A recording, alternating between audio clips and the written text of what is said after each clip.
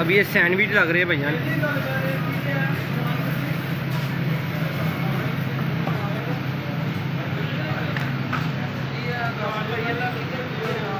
ये फरहान भाई ये सैंडविच लगा रहे हैं।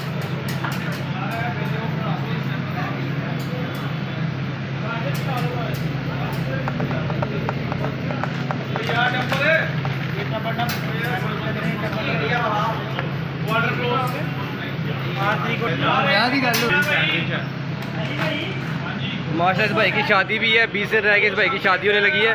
सब दुआ करें अल्लाह से सेहत दे, तंदुरुस्ती दे। इस भाई जो सैंडविच लगा रहे हैं इनकी शादी है 20 दिन बाद इंशाल्लाह।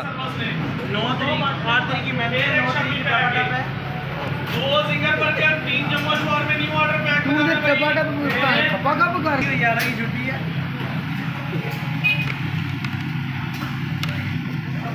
एक सिंगर शॉर्मा पैक बनाना कशी भाई।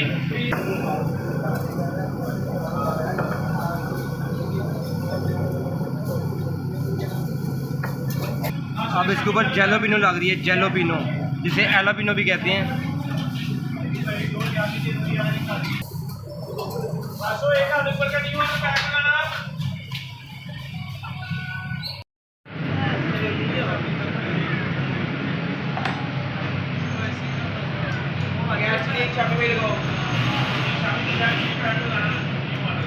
क्या बात है, बहुत टेस्टी सैंडविच माशाल्लाह।